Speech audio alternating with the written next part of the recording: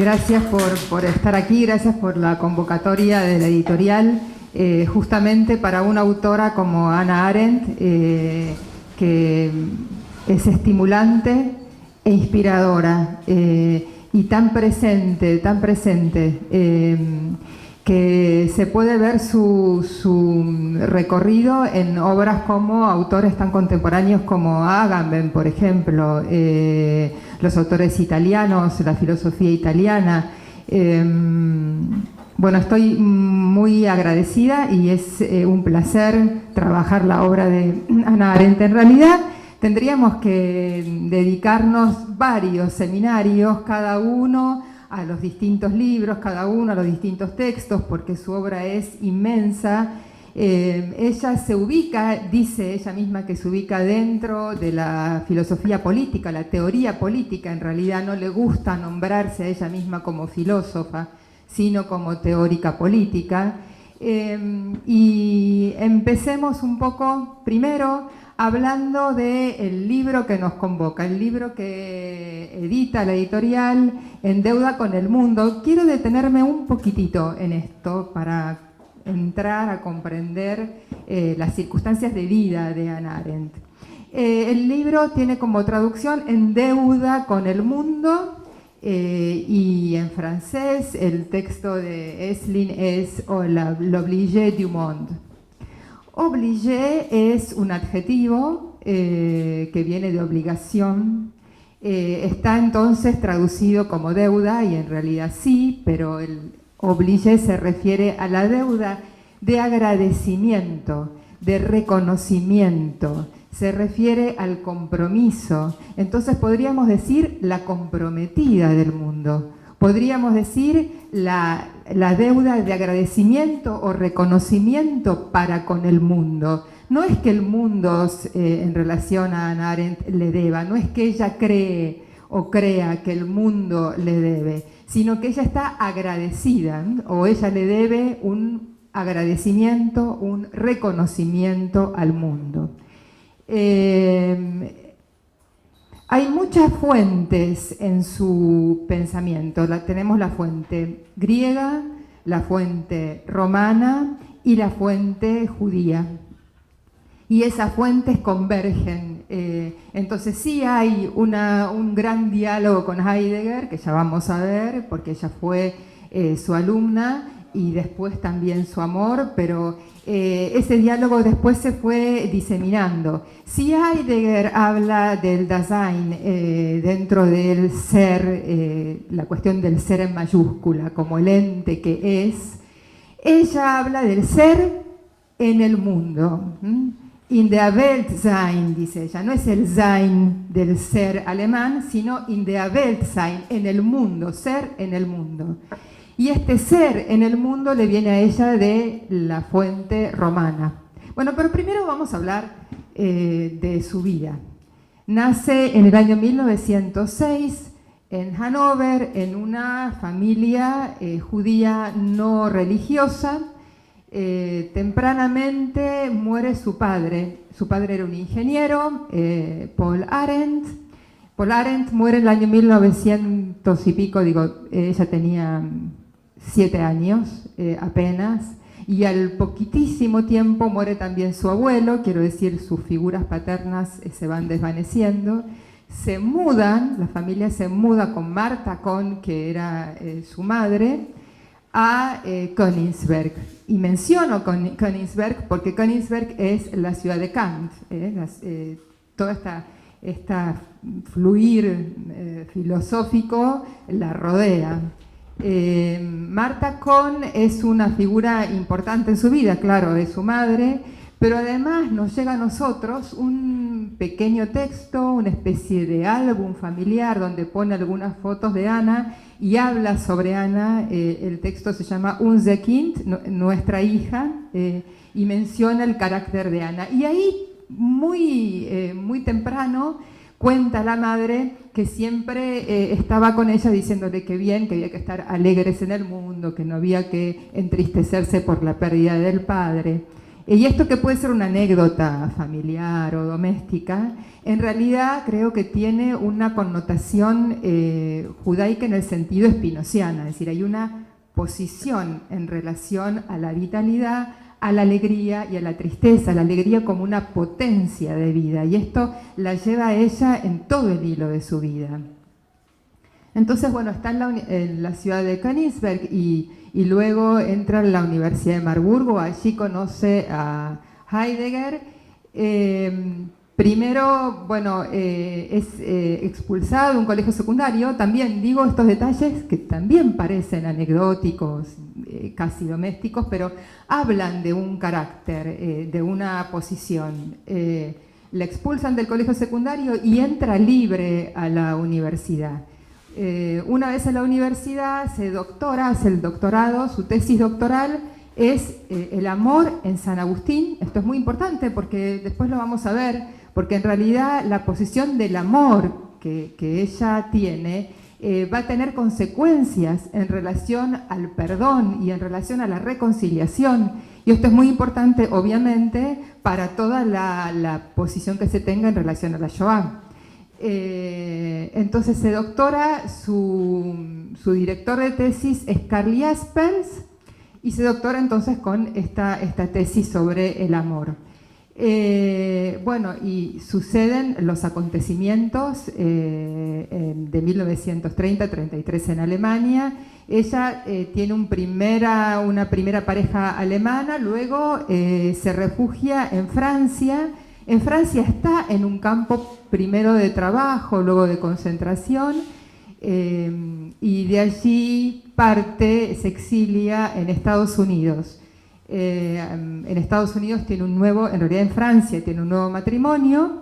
Sin embargo, la relación con Heidegger sigue muy vital, después de todo un periodo, digamos que han cortado las relaciones epistolares, y vuelve a verse a partir de los años 50, esto lo cuenta la correspondencia, y tiene una cátedra recién cuando ella cumple los 57 años, es decir, la primera cátedra que ella tiene en la Universidad de Chicago va a ser cuando ella cumple los 57, y ya tenía los orígenes del totalitarismo publicados en Estados Unidos. Y finalmente obtiene la ciudadanía, la nacionalidad estadounidense. Vamos a ver algunas cosas, he traído algunos para que ustedes, bueno, quizás algunos ya la han visto, pero para que la tengan cerca, algunos videos donde ella cuenta la relación que tiene con Estados Unidos. Tener en cuenta también que es un Estados Unidos que no es el de hoy y que para ella le resultaba casi ilusorio esa tierra donde todo el resto, y el resto lo digo como desecho también, ¿no? Que todo el resto del mundo estaba ahí conviviendo y ella también allí, ¿no es cierto? ¿Qué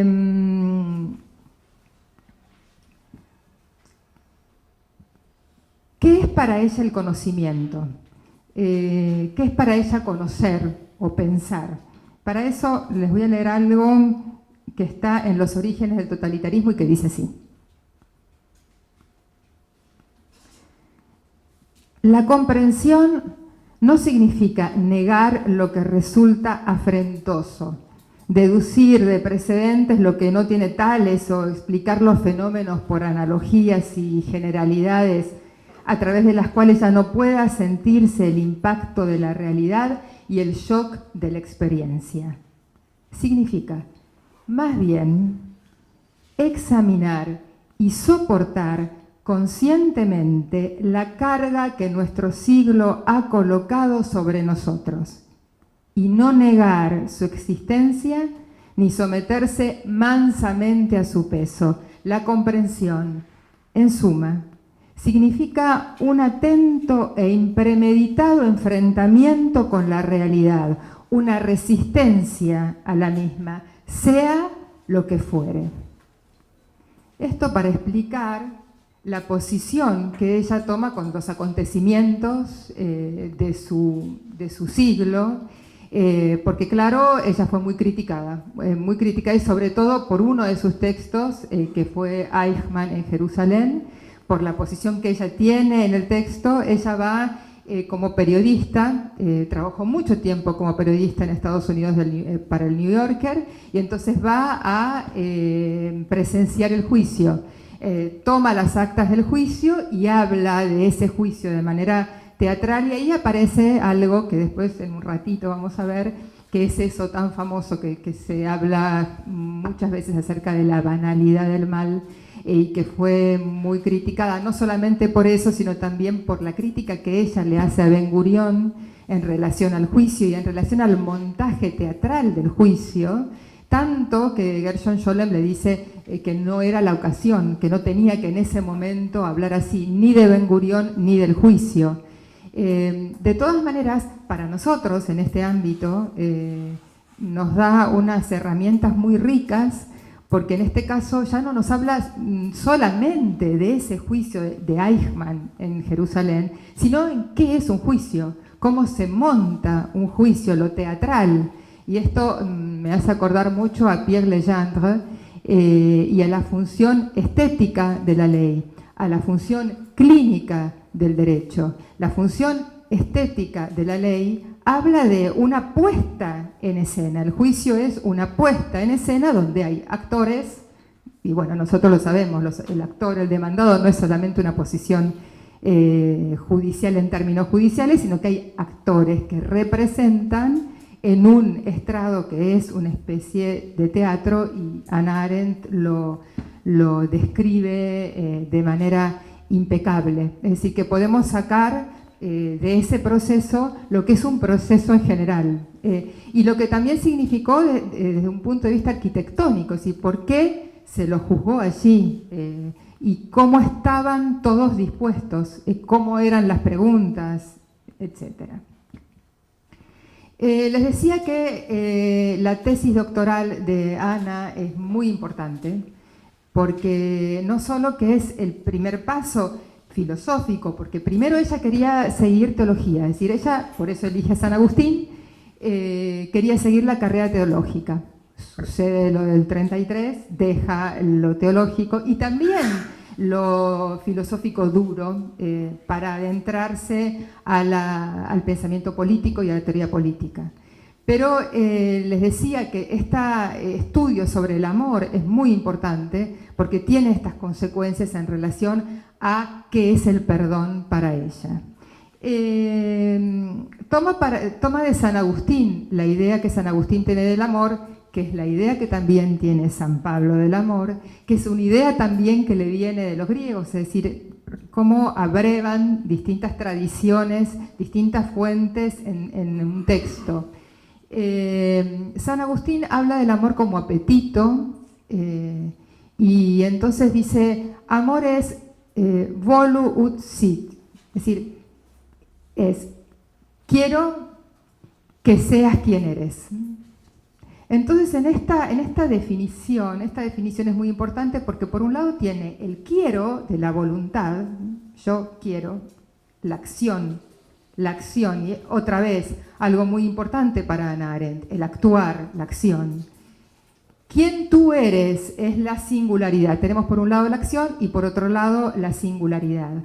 En el amor está por un lado esta cuestión del accionar, y entonces, ¿quién tiene la acción? ¿Quién tiene la voluntad? Un cuerpo. Por eso digo que también hay mucho spinoziano en la teoría arendtiana. Es un cuerpo el que ama. Aún dentro de lo que es la posición cristiana y que nos puede parecer que lo cristiano y lo católico está lejos del cuerpo corporalizado, sin embargo toda esa teoría de la encarnación nos habla de un cuerpo. Un cuerpo quiere. Un cuerpo quiere al otro, a un quién, a un singular, a ese singular. Ese apetito para San Agustín se expresa en dos formas diferentes, en la cupiditas y en la caritas, es decir, un amor que es terrenal, si quiero al otro terrenal, pero después cuando eso terrenal trasciende es el amor hacia Dios. Toma Hannah Arendt de San Agustín una frase muy significativa que dice que para que haya comienzo, Dios crea al hombre. esta frase, para que haya comienzo, Dios crea al hombre. Esto del comenzar, que también tiene resonancias del eterno retorno nietzscheano, nos habla siempre de un recomenzar. Dios crea un hombre para que se comience cada vez, entonces no hay algo estático o definitivo. Toda la teoría del perdón en Hannah Arendt se resume en esta frase: Dios crea al hombre para comenzar. Entonces Hannah Arendt tiene una esperanza en ese comienzo que es nuevo cada vez.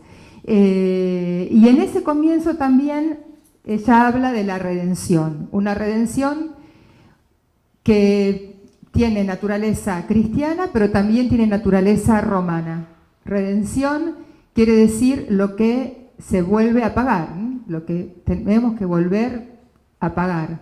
Y en este redimir es para ella, también dentro del ámbito cristiano, un salvarse. Pero ¿cómo es este salvarse y cómo es este estar en el mundo? Hannah Arendt habla de la vida activa, como les decía anteriormente, de una acción, el amor que tiene que ver con un actuar.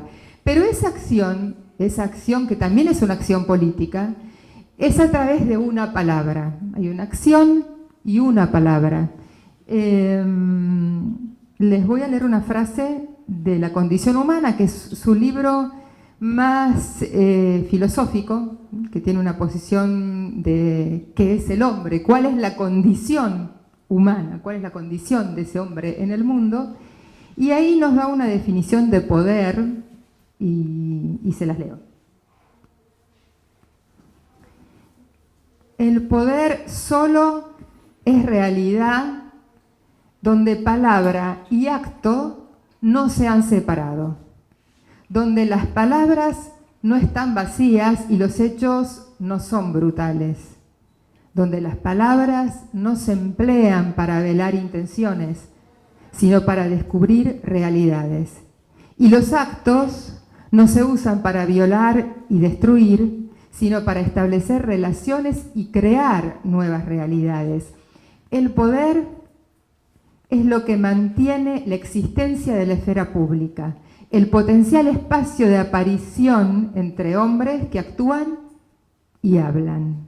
La palabra misma, su equivalente griego dynamis, como el latino potencia, con sus diversos derivados modernos, o el alemán Macht, que procede de mögen y möglich, no de machen, indica su carácter potencial. Entonces, para ella lo importante es esta acción y este actuar, pero un actuar que tiene que ver con ese logos, y ese logos que es muy importante también para discriminar la realidad de la ficción, la realidad de la mentira. Para ella esto es central, porque en los orígenes del totalitarismo va a decir que una de las maneras que tiene el totalitarismo de instalarse es a través de, primero las ficciones, el terror, la propaganda, y estas ficciones son aquellas que se alejan de la realidad, y al alejarse llevan al pueblo a la mentira. Esa mentira y esa ficción, ese no poder discriminar la ficción de la realidad, dice ella, hace que sea fácil y fértil el terreno para los totalitarismos. Bueno, esto es muy singular, es para, digamos, introducir el escalpelo y estudiar muy detenidamente, sobre todo en nuestra época, donde las ficcionalizaciones, donde la ficción siempre parece como adelante, sobre todo con la caída de la palabra y la aparición de las imágenes, está adelante de la realidad, y tenemos que siempre hacer como una confrontación.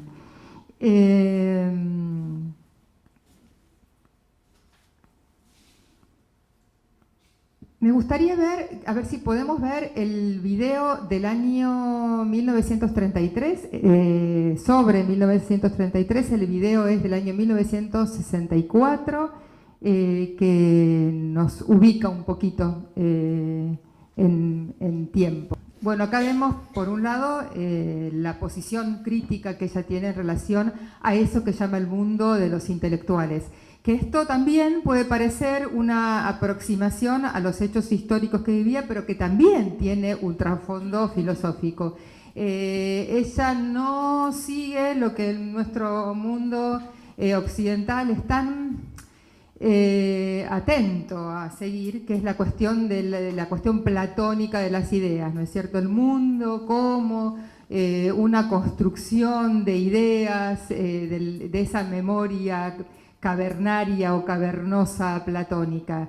Ella tiene otra posición y es una posición que creo que le viene de la tradición judía, que le viene de Spinoza y que es de la acción, no la idea. Por eso que cuando critica al mundo intelectual, por un lado, está criticando sí a los intelectuales que la rodeaban, a ese mundo de la universidad que, por un lado, digamos, mencionaban quién eran los judíos y quiénes no, y los expulsaban.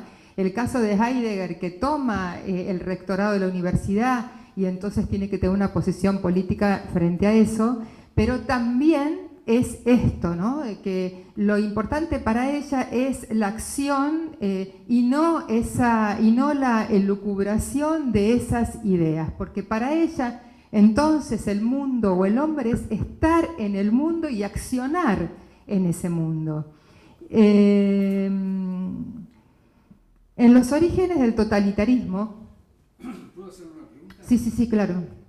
Están en el mundo, usted ha dicho hace un rato que viene de Spinoza, pero no viene de Heidegger.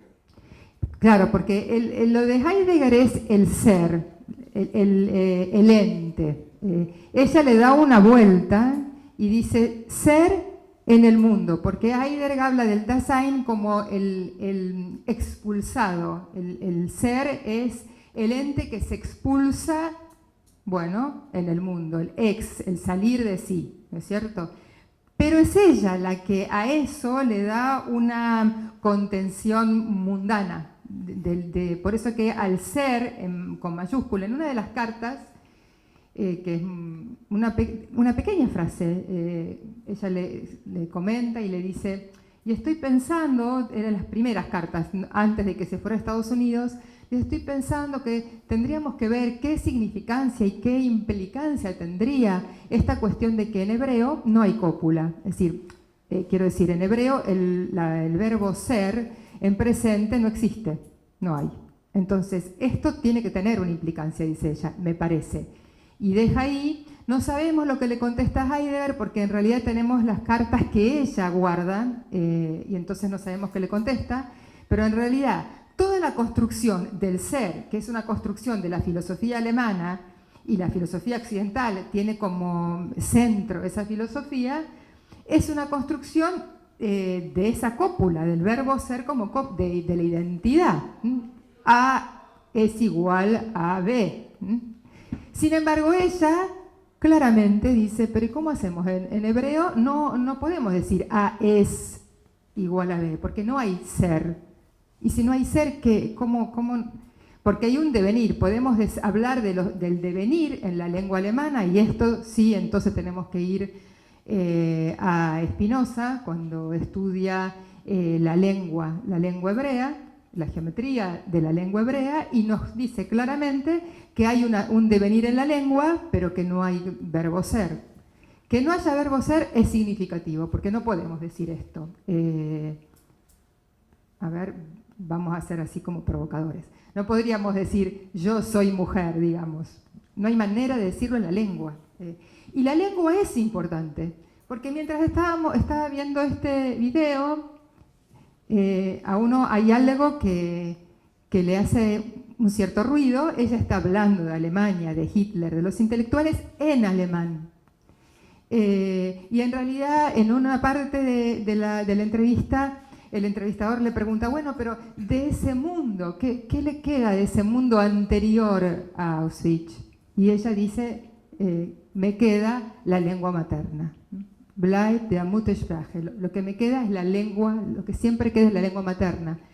Tanto ella como su contemporáneo Paul Celan, que es un rumano también, que de alguna manera escapa de la Shoah, después se suicida, pero que escribe en alemán, y él dice que no puede no escribir en alemán, porque si escribiera en otra lengua, mentiría. Bueno, lo mismo ella, en otra parte de la entrevista dice, no puedo pensar en otra, o sea, pienso y escribo. Pienso en alemán y escribo en inglés, como Los orígenes del totalitarismo, que lo tiene escrito en inglés. Entonces, su situación es bastante significativa en relación a la lengua. No solamente ahí, digo, no por utilizar el alemán y hablar de la lengua materna, sino también porque ella es muy amante del signo poético, porque dice que es en la poesía donde aparece la lengua. Hay muchas de las cartas con Heidegger que se envían poemas. Ella le escribe poemas y él también le responde en poemas. Por otra parte, también sabemos que hay todo un texto de Heidegger sobre la poesía, es decir, hay una preocupación por esa lengua. Digo que esto no es nada ingenuo, ¿no? Cuando ella habla de la poesía, hay una preocupación por una lengua que no esté intoxicada por el decir burocrático, ese decir político que crea estas ficcionalizaciones y que pueden ser mentira y que no se acercan a la realidad. Entonces ella quiere ir al hueso de la lengua, y la manera de ir al hueso de la lengua, sacando todos esos ropajes burocráticos de ese poder perverso, para ella es la poesía. Y además porque para ella la poesía es la manera de fabricar un artificio que haga mundo. Y esto lo dice en La condición humana.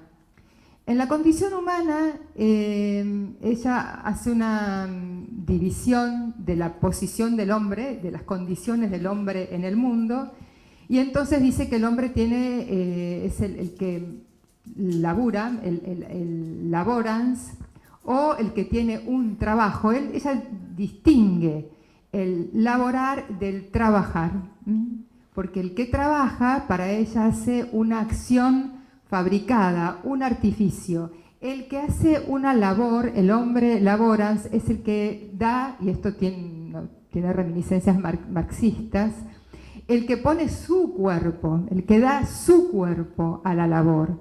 Sin embargo, en el trabajo no es el que pone su cuerpo, sino que es quien con sus manos hace algo, fabrica algo para el mundo. Esa fabricación también puede ser la poiesis, es decir, lo poético. No solamente con las manos, sino que también con su pensar lleva el poeta o el que trabaja en este tono poético algo al mundo. Y este hombre trabajador que da algo al mundo es el que genera mundo. Entonces, en esta vida activa, para ella habría que dejar toda esta infancia de este hombre que labura dejando su cuerpo, para atravesar toda esta acción, para dejar algo en el mundo, convertir a ese hombre en un hombre de trabajo activo. Les comentaba que en Los orígenes del totalitarismo es un libro mayor y tan actual y tan ¿cómo decirles?, tan inspirador también, como les decía antes, porque pareciera que nos está hablando de hoy, justamente de hoy. El punto central de estudio, si bien obviamente es el totalitarismo y entonces hace en distintos capítulos hace como un recorrido, el punto central para ella es el Estado-Nación. Y acuña una palabra que a mí me resulta muy interesante, porque la acuña en ese momento y que hoy lo pudimos ver en estos movimientos, tanto en Gran Bretaña como en Cataluña, los movimientos de desnacionalización. Y ella ya habla en este texto y acuña esta palabra de la desnacionalización. Para ella entonces el Estado-Nación es central. ¿En qué sentido? Es una estudiosa de las revoluciones. Tiene además un texto sobre las revoluciones francesa y americana. Claro que distingue una de la otra y se encuentra mucho más cerca de la americana. Además, les comentaba que ella después toma la nacionalidad y ciudadanía estadounidense. A partir de la Revolución Francesa, a partir de los tratados de Westfalia, a partir de todo ese movimiento que dejó atrás la aristocracia y dejó atrás los poderes feudales, se crea eso que fue el Estado-Nación, la caída de los imperios, la caída del imperio, hablábamos antes del imperio otomano, la caída del imperio austrohúngaro. Europa se divide y se disemina en Estados-naciones.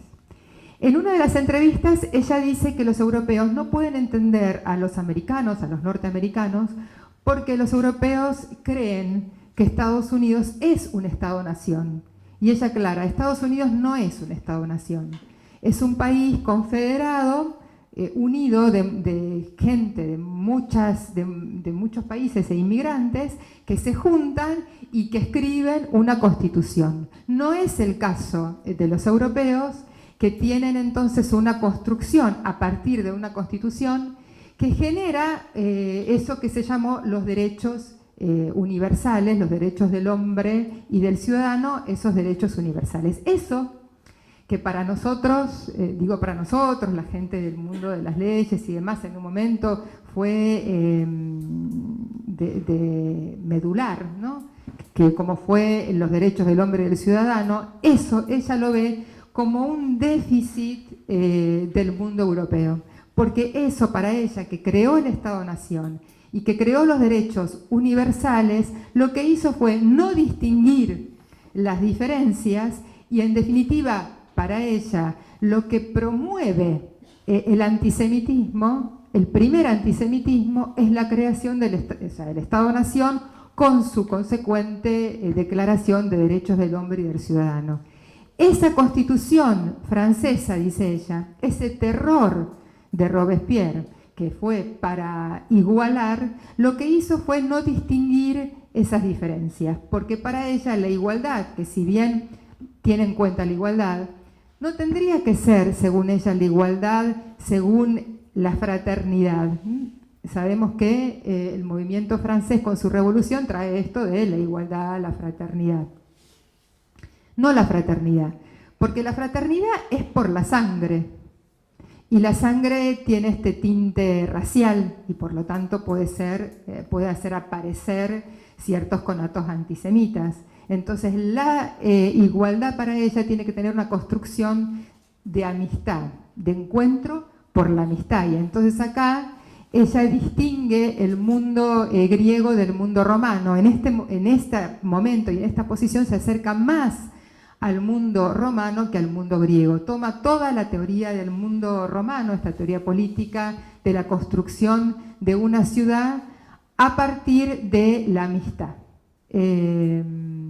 Entonces les decía que el Estado-Nación para ella es, por un lado, el creador, el germen donde se puede encontrar ese antisemitismo, y el antisemitismo también es el germen de esos movimientos de terror y de esos imperialismos. Para eso estudia un caso, el caso significativo, que es el caso Dreyfus. Tiene todo un capítulo sobre el caso Dreyfus, ese malentendido adrede en relación a ese general francés judío que se dice, que en Francia se decía que había sido un espía alemán, pero en definitiva no había ninguna prueba que dijera que había sido espía. Sin embargo, lo procesan, ese procedimiento dura años, en realidad después cae el procedimiento porque estaba la exposición mundial en París, en Francia. Entonces ella dice, claro, cuando hay un espectáculo, y otra vez hago como un paréntesis y menciono esta clarividencia de ver el espectáculo como central en el mundo político. Así como lo ve en el proceso Eichmann, también lo ve en el caso de Dreyfus. Dice que esta puesta en escena del espectáculo que fue la Exposición Mundial de París hizo que el caso Dreyfus intentara ser resuelto. Recuerda el Yo acuso de Émile Zola, Y recuerda que aún en el caso de otra vez de los intelectuales, nada pudieron hacer porque eso no fue más que la demostración de ese inicio de antisemita. Pero claro, ella es una pensadora muy crítica y cuando habla del Estado-Nación también habla de la Casa Rothschild. La Casa Rothschild fue una casa banquera que así como en el mundo aristocrático habían casas que sostenían y soportaban el poder monárquico y aristocrático, también, dice el Estado-Nación y los distintos Estados-naciones fueron soportados y sostenidos por distintos poderes financieros y económicos. Y la Casa Rothschild fue una de las casas más poderosas de Europa que sostuvo financieramente, dice ella, a la creación de ese Estado-Nación. Entonces, ¿cómo esa casa de tradición judía, esa casa judía que sostiene financieramente al Estado-Nación, después finalmente termina convirtiéndose en la creación en germen de lo que fue el antisemitismo? Es decir, todo lo que el mundo financiero judío promovió, en definitiva vino en contra del mundo judío. Bueno, esto también es muy arriesgado, decirlo, nombrarlo, decirlo cuando lo dice, decirlo en el momento que lo dice, porque lo dice después de la Shoah, es decir, decirlo en ese momento, es asumir ese riesgo, esa potencia del riesgo en ella. ¿Sí? Quiero hacer un comentario. Sí, sí. Respecto de la Casa Rothschild. No es el mundo judío financiero, es una familia. Sí. Al lado de los Rothschild, los judíos en Rusia y en Polonia eran más pobres que la pobreza. No, claro, no, ella lo aclara, no es. Cuando digo el mundo judío financiero, quiero decir a esa casa que era tan poderosa en Europa que podía sostener a los distintos estados-nación europeos, pero que no era el mundo judío, porque claro, después vino en contra de lo que era el mundo judío y de esas clases que eran trabajadoras, que vivían de otra manera, que se encontraba ella misma también en Alemania. Casa judía que Hitler los perdonó negociando entrega de dinero para que se emigraran a Londres. Bueno, ella también menciona todo ese movimiento que hubo también en los términos de la Shoah, ¿no es cierto? Ella también menciona el caso de cómo se dividió la comunidad judía pero ahí lo que dice ella es que la situación de llevar a la muerte anónima llevó a un grado de perversión tal que hizo que gente de la misma comunidad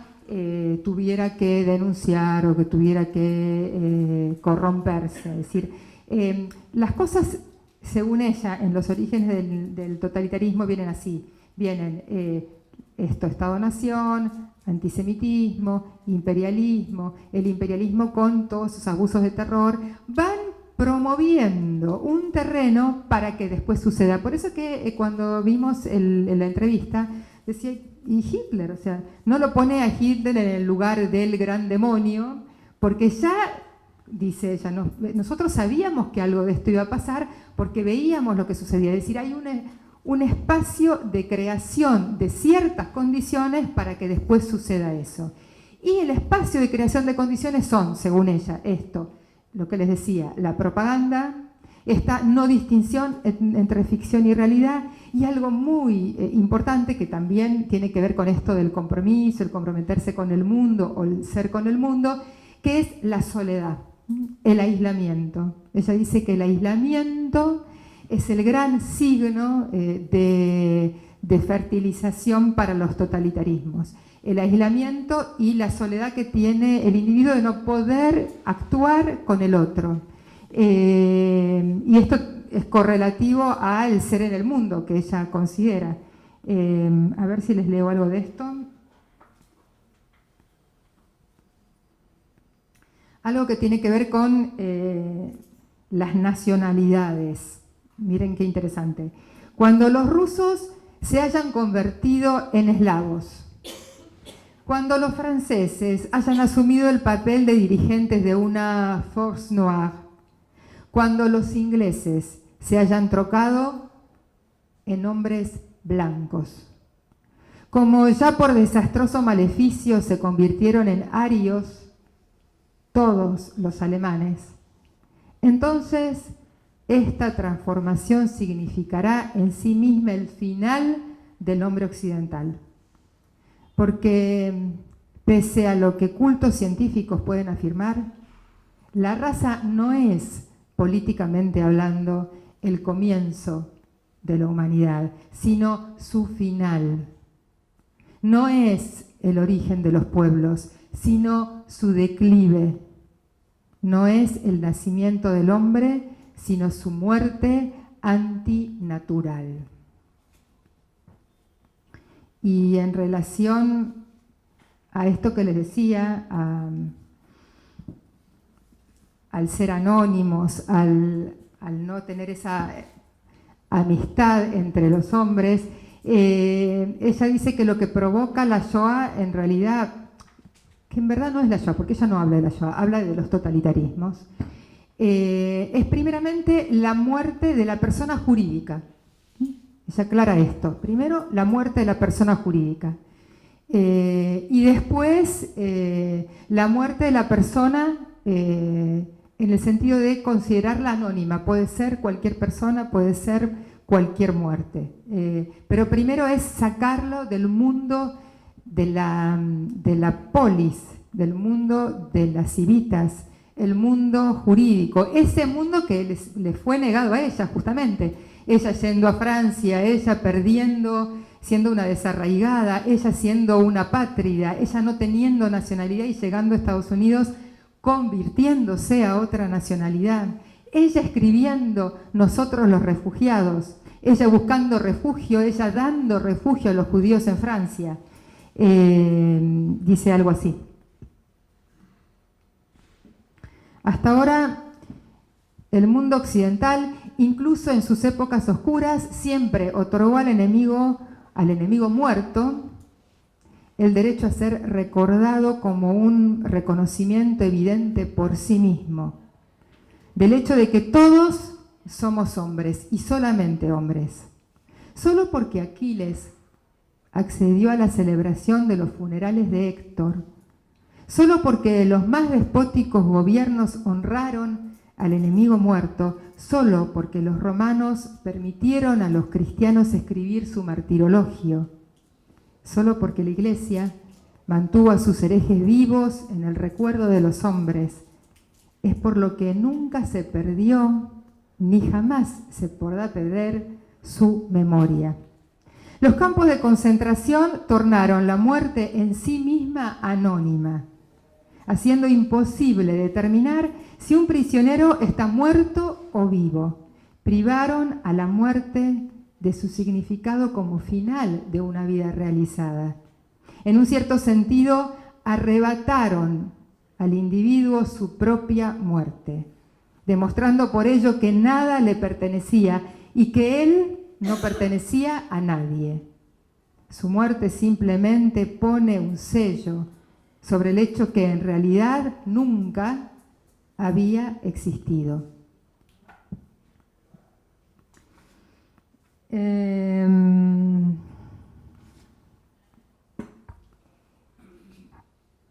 Esto tiene que ver también con las teorías que les decía anteriormente, se estudia en la filosofía italiana hoy, en relación a la vida precaria.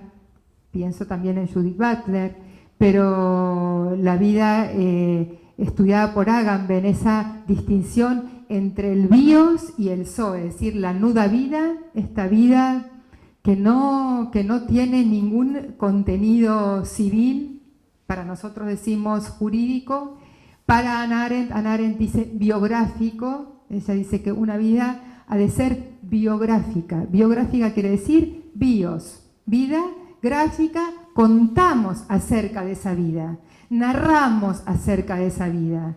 Aquiles siendo narrado por un Homero, los cristianos narrando el martirologio, Nosotros teniendo una vida, cada uno narrando nuestras vidas, tenemos una biografía. Sin embargo, estos seres y los seres a que están siendo empujados por el totalitarismo no tienen esas biografías, sino que lo que tienen es una zoe, una vida que después Agamben llamó esa nuda vida, una vida de animal, una vida abierta, una vida fuera de la narración. Por eso, otra de las pensadoras actuales que estudia la obra de Hannah Arendt es Julia Kristeva. Julia Kristeva estudia los genios femeninos y entre ellos tiene un libro dedicado especialmente a Hannah Arendt.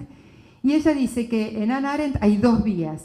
La vía, por un lado, de la acción, que es esta que le estoy comentando hasta ahora, y otra vía que es de la narración. No hay posibilidad de una vida sin narración. Esto de la biografía que les estaba comentando.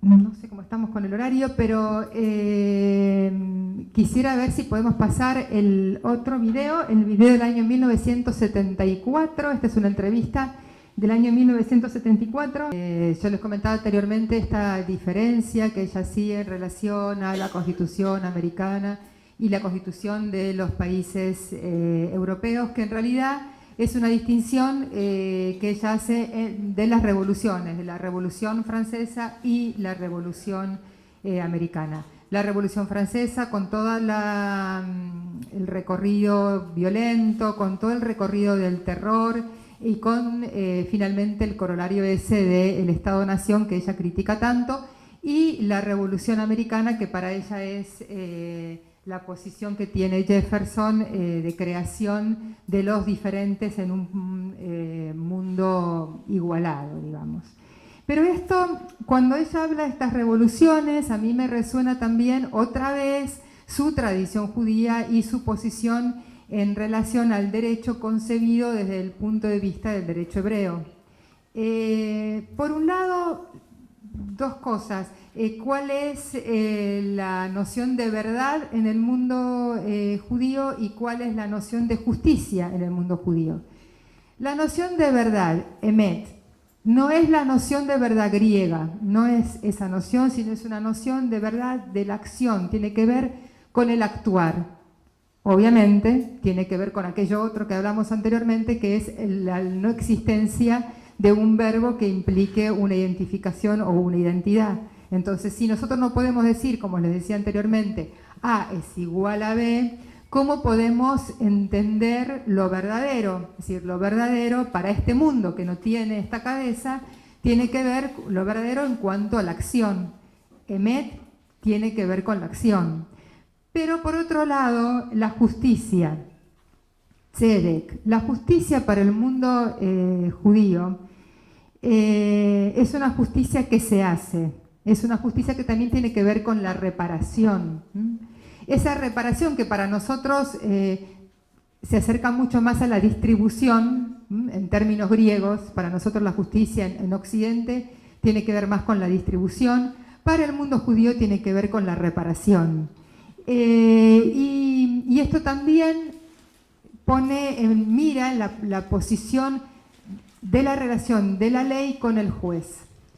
Si la Revolución Francesa, con la Declaración de los Derechos del Hombre y del Ciudadano, con la creación del Estado-Nación, pone a la ley como el imperio de la ley, ¿no es cierto? ¿Por qué? Porque el rey sol, cae la guillotina, entonces no va a haber más monarquía. La cuestión era esa, ¿no es cierto? Dejar de lado todas las monarquías, hacer caer los personalismos y que aparezca la ley como el nuevo imperio, el imperio de la ley.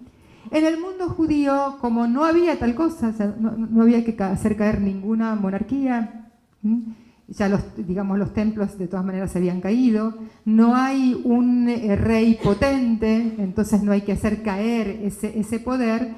La ley no tiene esa posición imperial, porque no hace caer a ese poder monárquico, sino que tiene un lugar mucho más preponderante el juez. La religión es ley, digamos, el libro sagrado es un libro legal, no solamente para el mundo judío, también para el mundo, entre comillas llamo árabe, pero digo para el mundo musulmán.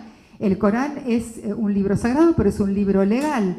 Entonces el juez es quien interpreta un libro. Esa interpretación no es por sabiduría, otra vez la influencia judía. Quiero decir, nosotros en Occidente tenemos al juez que también interpreta una ley. Esa interpretación le viene por conocimiento. Hay formaciones para conocer esa ley. En el caso judío y en el caso de Medio Oriente, también podemos ubicarnos ahí, el juez no interpreta por conocimiento, sino que interpreta por inspiración. Una inspiración que tiene que ver también por la caridad, por la contemplación al otro, por la compasión al otro, por estar inspirados por esa ley religiosa, no por el conocimiento. Y esto nos lleva al primer video donde la escuchamos a ella hablar de los intelectuales, es decir, esa posición que tiene ella frente a los intelectuales, que son aquellos que conocen, y otra vez, todo es tan, ¿cómo decir? Todo está una pieza única, ¿verdad? Si nosotros la vamos mirando desde distintos ángulos, pero siempre es tan única en su decir, porque cuando hablamos de que no es por el conocimiento, otra vez estamos poniendo en crítica la posición francesa cartesiana. Cuando hablamos de la Revolución Francesa, no hablamos únicamente de la revolución, de la ley, del rey, sol que cae y demás, sino que hablamos de esa duda cartesiana y de la razón, y la posterior ilustración alemana. Esa ilustración que hizo creer en un progreso de las naciones. Entonces, esta posición judía, en ella, de esta tradición, que habla de que el juez no es por conocimiento, sino por inspiración, es aquella que pone en crítica también esta duda cartesiana, esta razón, la razón como el imperio del conocimiento, y también la ilustración, obviamente. Bueno, la ilustración es fácil entender que cae, porque cae cuando cae el mundo alemán, el mundo de la Europa central. Si recordamos a toda la escuela de Frankfurt, a Adorno, a Horkheimer y demás, vemos cómo ponen en crítica Adorno, Horkheimer, tan cercanos a Hannah Arendt, y también con esta tradición judía, como ponen en crítica toda esta idea del progreso de la ilustración. Y esto la lleva a pensar en Eichmann. Cuando ella va entonces a Jerusalén, invitada por el New Yorker, y ve a un hombre que está declarando frente a la acusación de una cantidad de hechos criminales. Y ahí entonces ella lo que hace es describir ese proceso que para ella tiene que ver más con un proceso occidental, en este sentido de la ley, el imperio de la ley y demás, y no a este otro, del imperio de el entender al otro, etc. Hay una crítica que le hace a Ben Gurión en una parte del texto, y que, como les decía anteriormente, Gershon Scholem le hace notar esa crítica, que le decía que no era oportuna, y sin embargo ella con este desafiar que tiene su pensamiento lo hace. Y me gustaría leerles algo que nos hace sentir tan cercanos, algo que dice Eichmann al final del juicio, y les leo.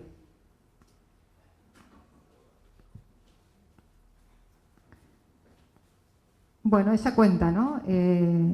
Cómo se desarrolla el juicio, y dice: nada puede demostrar de modo más convincente esta última afirmación, cual la grotesca estupidez de sus últimas palabras. Habla de Eichmann, y lo está describiendo a Eichmann cuando responde a la acusación. Comenzó sentado con énfasis que él era un Gottgläubiger, término usual entre los nazis, indicativo de que no era cristiano y de que no creía en la vida sobrenatural tras la muerte. Luego prosiguió, diciendo Eichmann: dentro de muy poco, caballeros, volveremos a encontrarnos. Tal es el destino de los hombres. Viva Alemania, viva Argentina, viva Austria. Nunca las olvidaré. Y sigue diciendo Arendt: incluso ante la muerte, Eichmann encontró el cliché propio de la oratoria fúnebre. En el patíbulo, su memoria le jugó una última mala pasada. Eichmann se sintió estimulado y olvidó que se trataba de su propio entierro. Fue como si en aquellos últimos minutos resumiera la lección que su larga carrera de maldad nos ha enseñado, la lección de la terrible banalidad del mal, ante la que las palabras y el pensamiento se sienten impotentes. Y aquí es cuando ella acuña banalidad del mal, que en el texto está en cursiva, y que bueno, y que después trajo tantas resonancias y tantas críticas. ¿Críticas por qué? Bueno, primero elegí este fragmento porque habla de nosotros también, ¿no? Nosotros, de un mundo que tenemos claro, y a veces sí y a veces no tanto, de nuestra historia, quiero decir.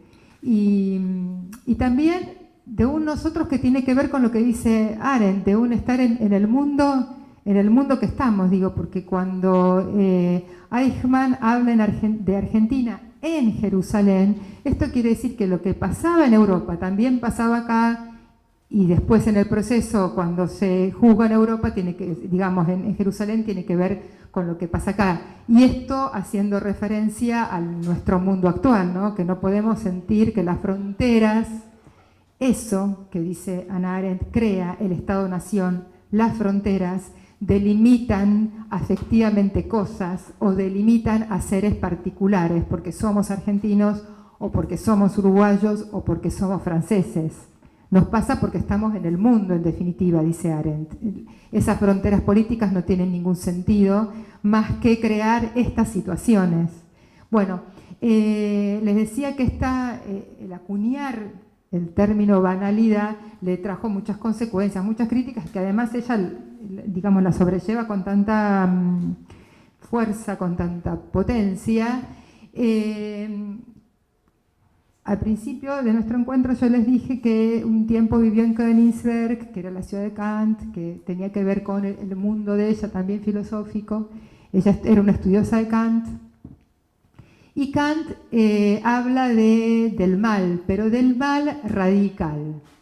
Kant dice que hay un mal, que es un mal radical, que es aquel cometido con la conciencia de querer un mal hacia el otro, y que ese mal es un mal radical. Cuando Hannah Arendt habla de la banalidad del mal, en definitiva es una especie de diálogo, digamos un guiño kantiano, un guiño hacia Kant, en el sentido de decir que el caso de Eichmann, o estos casos, no es aquellos casos de los que habla Kant en relación al mal radical, sino que es la banalidad de ese mal.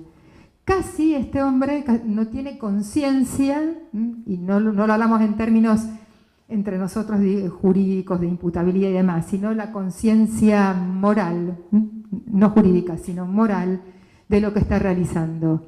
Él dice, bueno, obedecía órdenes, y esto también tiene que ver con nuestras obediencias, las obediencias debidas.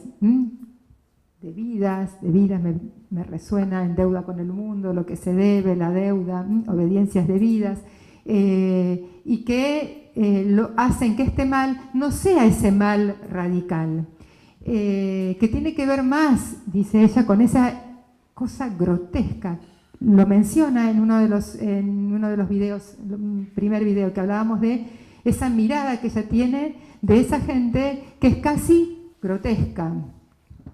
Claro que ella puede tener hay que tener herramientas para ver en el mal lo grotesco, para ver en el mal lo banal, lo estúpido, dice ella, esa estupidez, que tiene que ver con esa vulgaridad. Sería casi como las ideas platónicas, es decir, una hipóstasis del mal kantiano.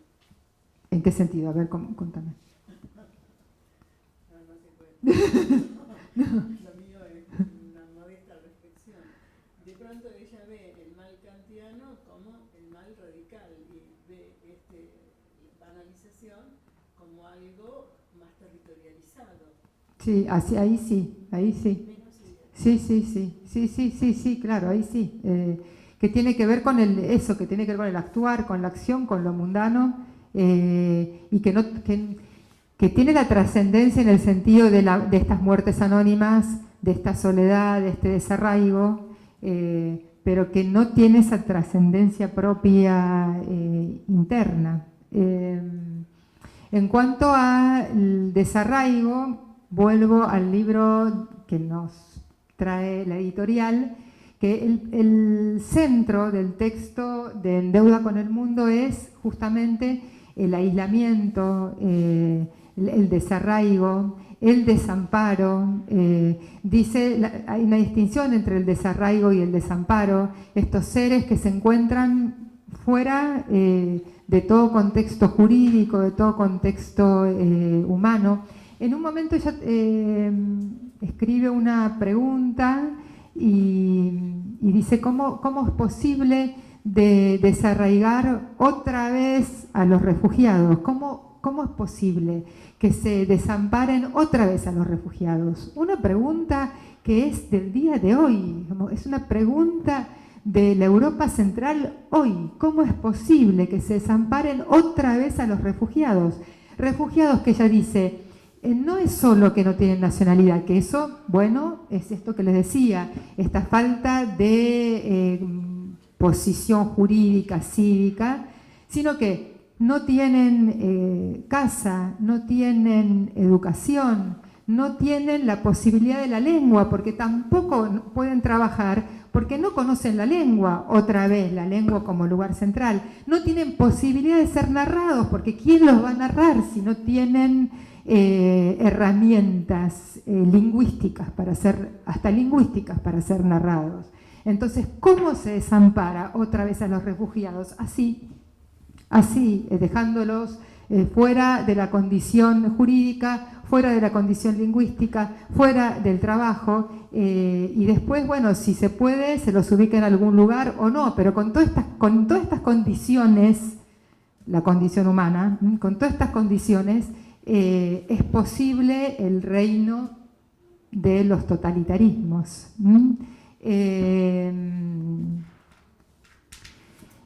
Y ahora entonces llego a esto que estuve diciendo casi a lo largo de todo este encuentro, que es los lazos actuales del pensamiento arendtiano. Hay una pensadora que quizá ustedes conozcan que se llama Martha Nussbaum, que es una de las herederas del pensamiento arendtiano. Martha Nussbaum trabaja en Estados Unidos y es aquella que en un primer momento llevó a la universidad norteamericana el lazo entre literatura y derecho.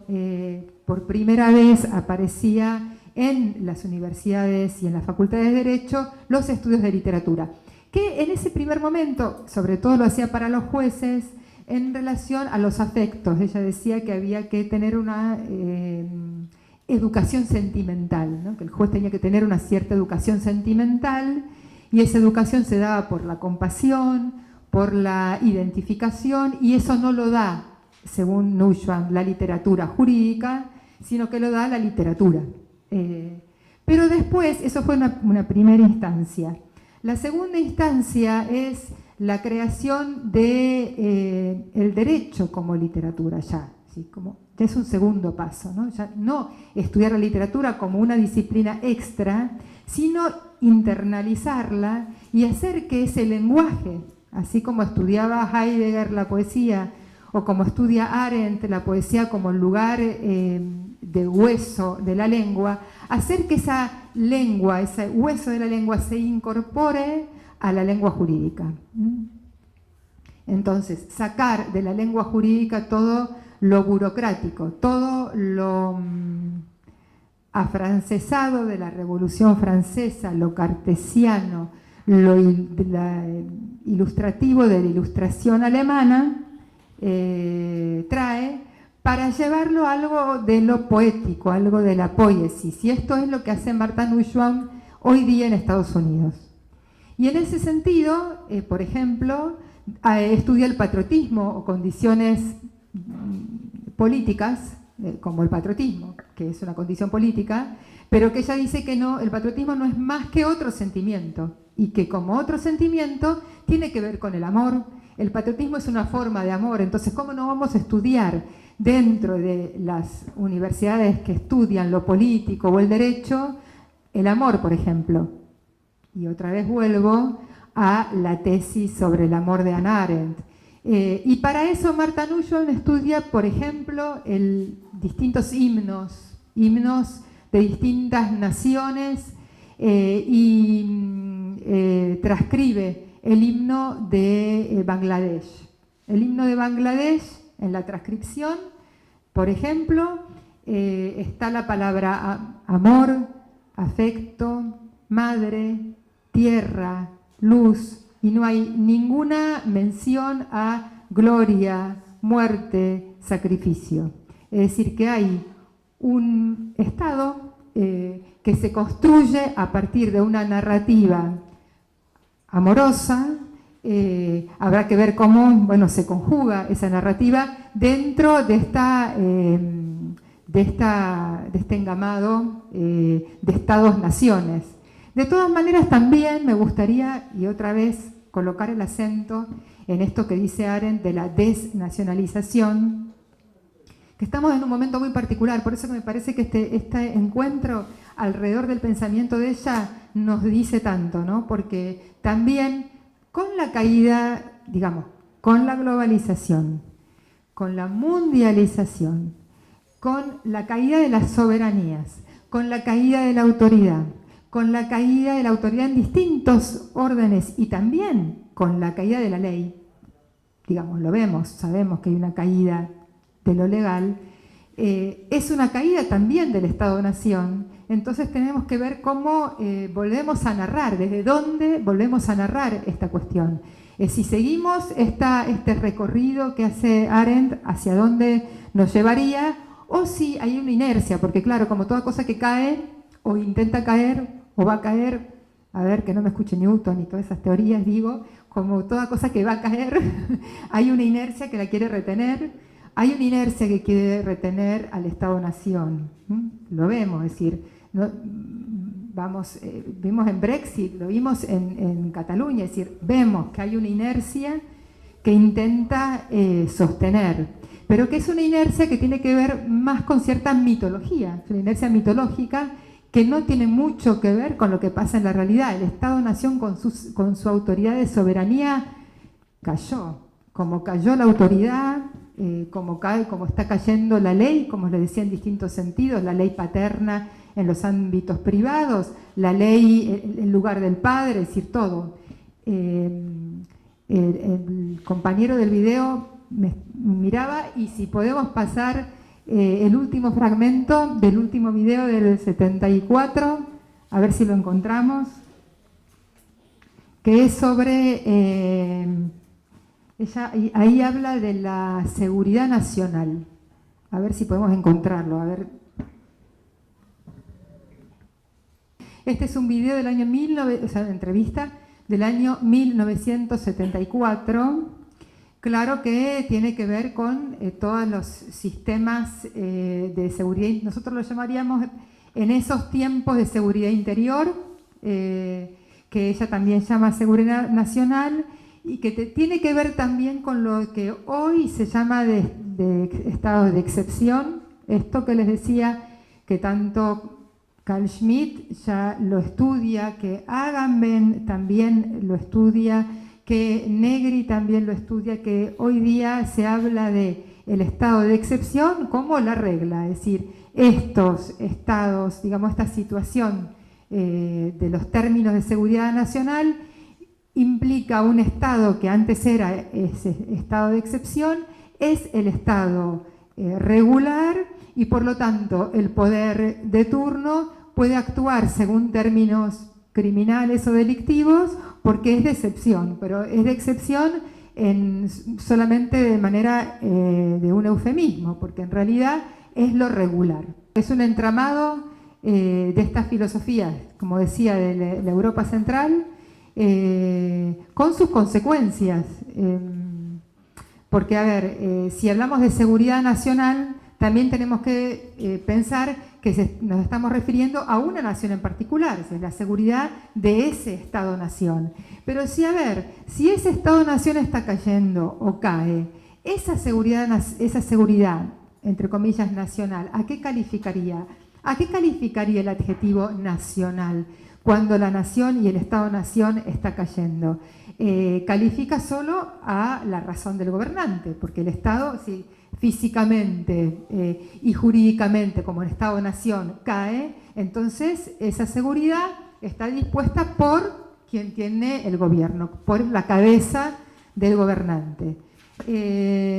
Por otra parte, algo que me interesa marcar en relación a lo que ella dice, esto de pensar lo que le pasa a Estados Unidos, que en 1974 ella habla de estos regímenes de seguridad nacional importados de Europa, dice que ya se puede ver en Estados Unidos, a pesar de que en Estados Unidos es otro el sistema. Me gustaría remarcar también nuestra mirada en relación al mundo, ¿cómo decirlo?, si digo oriental o medio oriental, o mejor dicho, musulmano islámico, en el sentido de esto del terrorismo, entre comillas, musulmán, ¿no?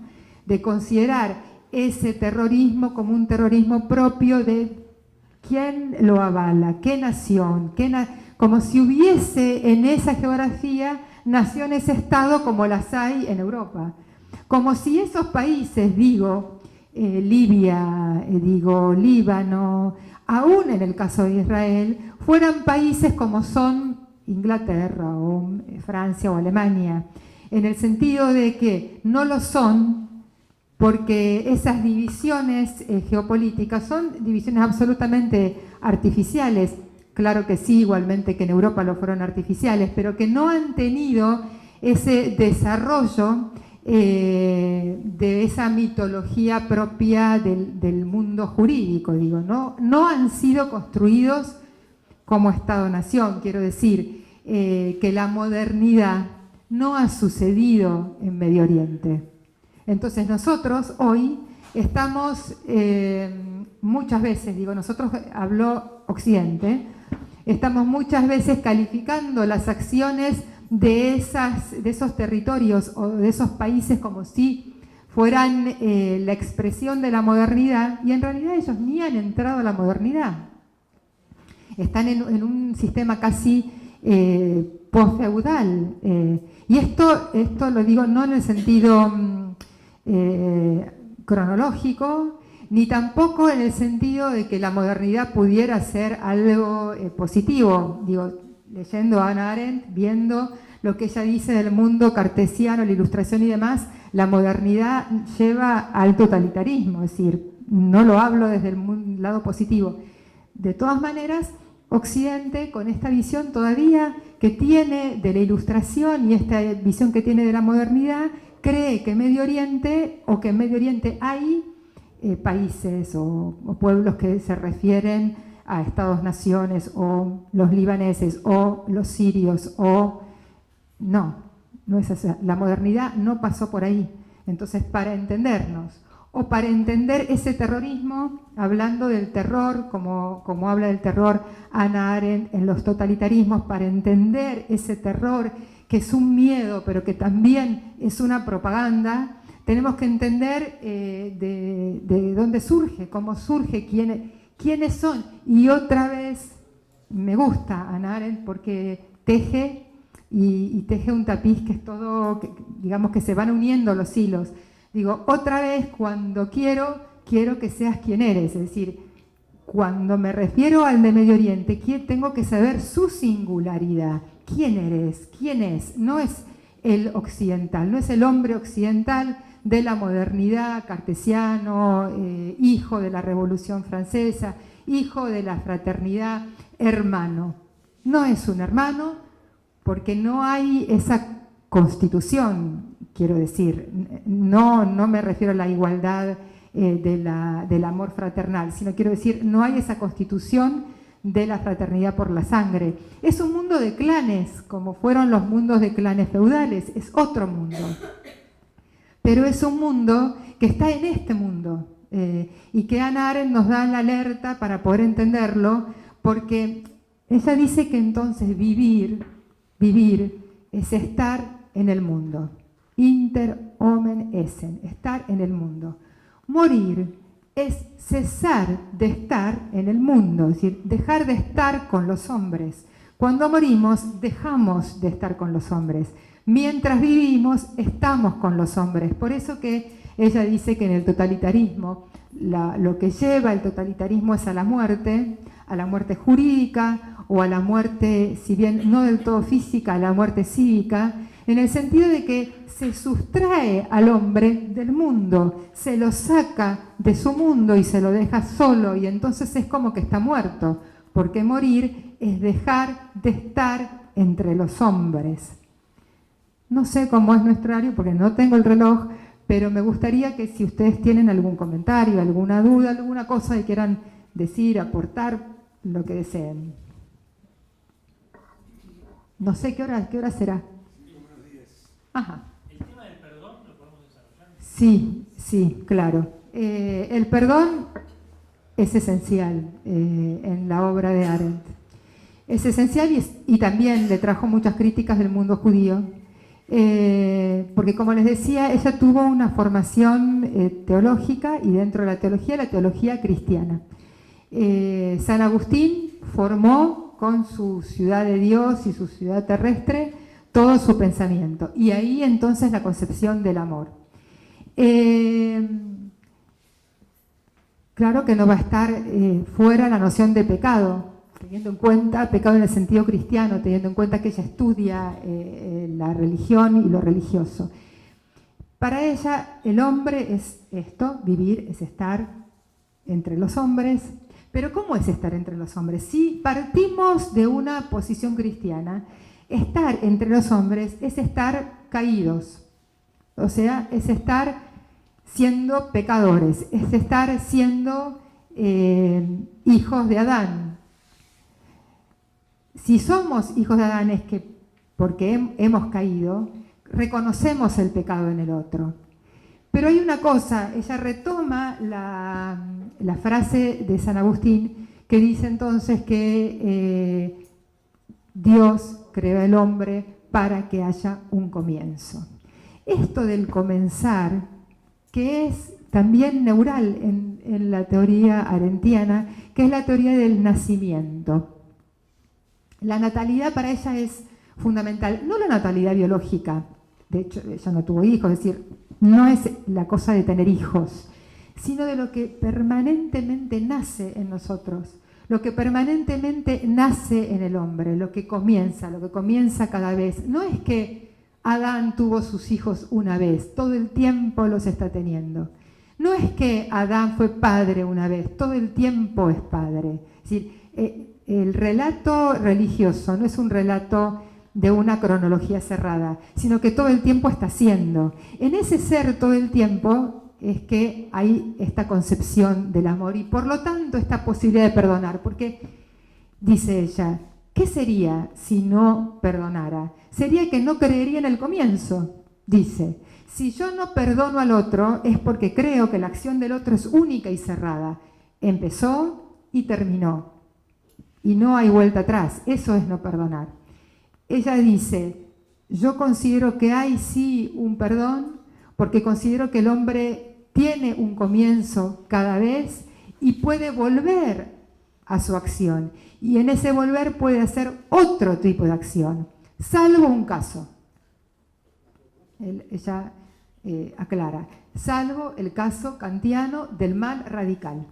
Solo en ese caso yo puedo no conceder, o sea, puedo estar lejos de pensar en la concesión de un perdón, cuando es el mal radical, pero es un mal, según ella, que se da en situaciones muy excepcionales, que ni aún en el caso Eichmann lo considera, porque considera que es un mal banal, no un mal radical. Claro que estamos hablando de un perdón filosófico, que tiene raíces de un perdón religioso, que además tiene raíces en un perdón romano, también político, porque ella dice, en Roma también se perdonaba. ¿Pero por qué se perdonaba? Porque si no iba a ser un mundo de víctimas, dice ella. O sea, había como una economía de la víctima.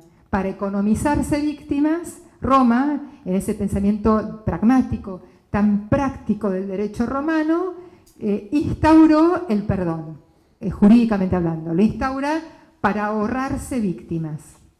Ella dice, yo fundo mi perdón sobre las raíces cristianas, también sobre esas raíces romanas, pero sobre todo sobre la raíz agustiniana, que sí, que es posible. Claro que, obviamente, todo el mundo, bueno, todo el mundo no, pero digo, gran parte del mundo judío criticó esta posición, sobre todo porque es una posición que tiene una construcción cristiana también, de raíces agustinianas, pero ella es fiel, digo, ella es fiel a toda su formación, ella es fiel a su formación cristiana, a su tradición judía, a su formación filosófica, a su lengua alemana, ¿sí? Y en esa constelación arma eso que es ella. Entonces, digo, tiene todas esas aristas. Doctora, me acabo de dar cuenta que este concepto del perdón es un poco otro fundamento de la prescripción, ¿no? Porque la prescripción es perdonar, pero nunca se fundamentó por ese lado, sino más bien por otros argumentos, por otros fundamentos, pero en realidad, si nos remontamos al derecho romano, que usted está mencionando, habría una cuestión del perdón, ¿no? Y sí, claramente, porque tiene que ver con el tiempo. Nosotros estábamos hablando del comienzo, de lo que comienza. La acción siempre tiene que ver con el tiempo, lo que se hace. Si pensamos, pensemos en la lengua. La acción es un verbo. El verbo tiene que ver con tiempos, pasado, presente, futuro, las conjugaciones. Toda acción es hija de un tiempo. Y entonces, claro, sí. Ana, en la condición humana, ella cuando habla del espacio privado y el espacio público, ¿vos lo ves a eso como un uso de cierta diagramación occidental del espacio? Porque te escuchaba y vos decís que ella lo que trata de hacer es desoccidentalizar un poco las categorías de nación y todo eso. Pero sin embargo ella cuando hace esta diagramación del mundo griego es una occidentalización, digamos. Gracias por la pregunta, porque había algo donde no entré, que me da pie para entrar, que en estas categorías del amor y demás, yo les comentaba que, bueno, ella se basa en esta posición agustiniana del amor, pero ella después rápidamente habla de estos espacios, justamente el espacio público y el espacio privado por lo privado, lo que en la privación de, y el espacio público muy cercano al espacio griego, el espacio de la polis, el espacio donde entonces los hombres están juntos, entre los hombres, que es un espacio que tiene que ver con un tiempo también, pero ahí enseguida ingresa la noción del amor, y ahí es una cosa singular, muy singular, y también muy provocadora, que dice que el amor es una de las condiciones más antipolíticas. Es apolítico y antipolítico. Que el amor solo es fértil en lo privado, en lo no social. Que el amor cuando se socializa termina muriendo. Y ella dice que el amor se socializa, muy singular, el amor se socializa cuando los amantes tienen hijos. Es decir, el hijo sería la socialización de un amor. Hay un amor entre dos seres que es tan potente que tiende a cristalizarse en un hijo. Pero el hijo es cuando ese amor se socializa, y justamente ahí, cuando aparece el hijo, dice ella, el amor muere. Entonces la única forma que el amor se sostenga es renovando de alguna manera ese, ella no dice contrato, lo digo yo, contrato amoroso, ella dice acuerdo amoroso. Ese comienzo, Ahí está, me gustó más, sí, claro, esa es la palabra, ese comienzo, tiene que ser así, ese comienzo amoroso, y si no, es la muerte del amor. Y en cuanto a la idea de ella de desoccidentalizar, yo no estoy tan segura si ella tiene una voluntad. No, es que ella es hija de eso, es decir, ella es hija del occidente más acérrimo, como fue la Europa central, como fue la filosofía alemana, pero también de su casa donde había una educación judía. Y esa educación judía tenía visos de la tradición judía. Hay una parte de estos videos que, bueno, ahora no tenemos tiempo, pero si ustedes quieren pueden buscar, donde dice, hay un precio que la libertad tuvo que pagar. Toda libertad tiene que pagar un precio. Y para que existiera Israel, tuvimos que pagar un precio. Entonces el entrevistador le pregunta, ¿y usted está de acuerdo con el precio que pagaron? Y no, todo precio, uno no quiere pagar ese precio. ¿Y cuál fue el precio? Es perder lo cosmopolita que éramos, es perder esa cosa de que no pertenecíamos a ningún Estado-nación, éramos judíos del mundo. Tener un lugar y un país en el mundo nos hizo perder. Sí, ganamos una libertad, dice ella, pero perdimos. En este sentido, digo, ella es hija de todo esto, después se une a un movimiento sionista, el movimiento sionista francés, para dar cobijo a los judíos del mundo, pero teniendo en cuenta muy finamente esto, ¿no? De que ella es hija de esta educación, pero que no está de acuerdo con estas posiciones fundamentales o religiosas extremas. En fin, eso. No sé, ¿alguna otra cosa?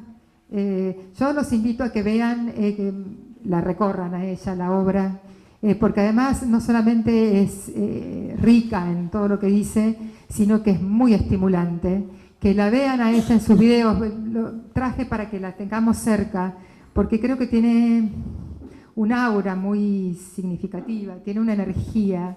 Escucharla a ella es promover cierta acción, promueve el pensamiento. Digo esto que, por ejemplo, que dice acerca del amor es, no sé, una feminista va en la letra, es decir que el hijo es la muerte del amor. ¿Quién se atrevería a decir eso? O sea, ¿quién se atreve a decirlo eso hoy, ahora?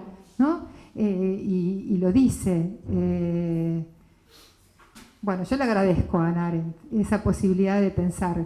Y después hay películas de ficción que se han dado en el cine hace poquito y que se pueden encontrar online y que la pueden ver, y bueno, que es interesante ver también. Y después también está el proceso Eichmann, que se puede ver el proceso también. Hay una película, hay un video que es todo el proceso. Pero bueno, algún día cuando tengan algún interés podemos ver todo el proceso juntos.